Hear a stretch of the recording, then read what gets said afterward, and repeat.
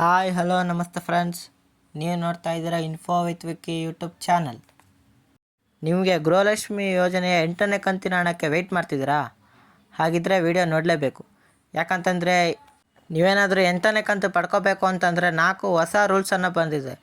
ಆ ರೂಲ್ಸನ್ನು ನೀವು ಫಾಲೋ ಮಾಡಿದ್ರೆ ಮಾತ್ರ ನಿಮಗೆ 8ನೇ ಕಂತು ಅಮೌಂಟ್ ಬರುತ್ತೆ. ಹಾಗಾಗೇ ನೀವು 4 ರೂಲ್ಸ್ ಫಾಲೋ ಮಾಡಬೇಕು ಅಂತಂದರೆ ಈ ವಿಡಿಯೋ ನೀವು ಫುಲ್ಲು ನೋಡಿ, ಮಧ್ಯೆಯಲ್ಲೂ ಸ್ಕಿಪ್ ಮಾಡಬೇಡಿ.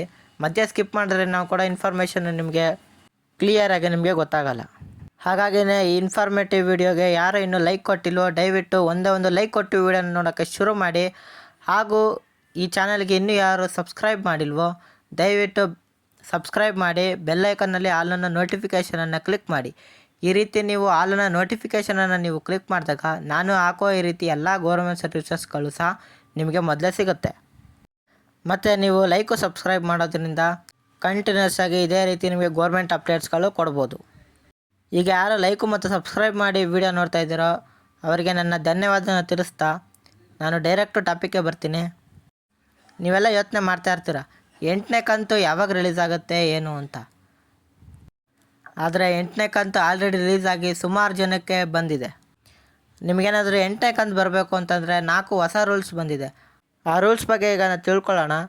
ಅದರಲ್ಲಿ ಮೊದಲನೇ ರೂಲ್ಸ್ ಏನಪ್ಪ ಅಂತಂದರೆ, ನಿಮ್ಮ ರೇಷನ್ ಕಾರ್ಡ್ನಲ್ಲಿ ಏಪ್ರಿಲಲ್ಲಿ ಯಾರು ತಿದ್ದುಪಡಿ ಮಾಡಿಸ್ಕೋತೀರಾ ಅಂತಂದರೆ ನಿಮಗೆ 8ನೇ ಕಂತು ಬರೋದು ಲೇಟ್ ಆಗುತ್ತೆ. ಯಾಕೆ ಅಂತಂದರೆ ನೀವು ಮಾಡೋ ತಿದ್ದುಪಡಿ ಎಲ್ಲ ಸರ್ಕಾರದಿಂದ ಅಪ್ರೂವಲ್ ಆಗಬೇಕು. ಅದು ಅಪ್ರೂವಲ್ ಆಗಿ ಮಹಿಳಾ ಮತ್ತು ಮಕ್ಕಳ ಕಲ್ಯಾಣ ಇಲಾಖೆಗೆ ಡಾಟಾ ಹೋಗಬೇಕು. ಹಾಗಾಗಿ ತುಂಬ ಪ್ರೋಸೆಸ್ ಇರುತ್ತಲ್ವ, ಹಾಗಾಗಿ 8ನೇ ಕಂತು ಬರೋದು ಲೇಟ್ ಆಗುತ್ತೆ. ಮತ್ತು 2ನೇ ರೂಲ್ಸ್ ಏನಪ್ಪ ಅಂತಂದರೆ, ನೀವೇನಾದರೂ ಬ್ಯಾಂಕ್ ಅಕೌಂಟನ್ನು ಚೇಂಜ್ ಮಾಡಿಸಿದ್ದೀರಾ ಅಂತಂದರೆ ನಿಮಗೆ 8ನೇ ಕಂತಿನ ಹಣ ಬರೋದು ನಿಮಗೆ ಲೇಟ್ ಆಗುತ್ತೆ. ಯಾಕಂತಂದರೆ ನೀವು ಮೊದಲು ಲಿಂಕ್ ಮಾಡಿಸಿದಂತಹ ಬ್ಯಾಂಕು ಮತ್ತು ಈಗ ಹೊಸ್ದಾಗಿ ಲಿಂಕ್ ಮಾಡಿಸಿರೋ ಬ್ಯಾಂಕು ಅವೆರಡೂ ಸಹ ಮಹಿಳಾ ಮತ್ತು ಮಕ್ಕಳ ಕಲ್ಯಾಣ ಇಲಾಖೆಯಲ್ಲಿ ಚೇಂಜ್ ಆಗಿ ನಿಮಗೆ ಹೊಸ ಬ್ಯಾಂಕ್ ಬರಬೇಕು ಅಂದಾಗ ಲೇಟ್ ಆಗುತ್ತೆ. ಮತ್ತು 3ನೇ ರೂಲ್ಸ್ ಏನಪ್ಪ ಅಂತಂದರೆ, ನಿಮಗೇನಾದರೂ 1ನೇ ಕಂತಿಂದನೂ ಸಹ ನಿಮ್ಗೆ ಯಾವುದೂ ಅಮೌಂಟ್ ಬಂದಿಲ್ಲ, ಇಲ್ಲ ಮಧ್ಯೆ ಯಾವ್ದಾದ್ರು ಪೆಂಡಿಂಗ್ ಅಮೌಂಟ್ ಬಂದಿಲ್ಲ ಅಂತಂದರೆ 8ನೇ ಕಂತಿನ ಜೊತೆಗೆ ಹಾಕ್ಕೊಡ್ತೀವಿ ಅಂತ ಹೇಳಿದ್ದಾರೆ. ಹಾಗಾಗಿ ನಿಮಗೆ ಎಷ್ಟು ಕಂತು ಬಂದಿದೆ ಏನು ಅಂತ ತಿಳ್ಕೊಬೇಕಲ್ವಾ. ಹಾಗಾದರೆ ನಾನು ಆಲ್ರೆಡಿ ಹೇಗೆ ಸ್ಟೇಟಸ್ ಚೆಕ್ ಮಾಡೋದು ಅಂತ ವಿಡಿಯೋ ಮಾಡಿದ್ದೀನಿ.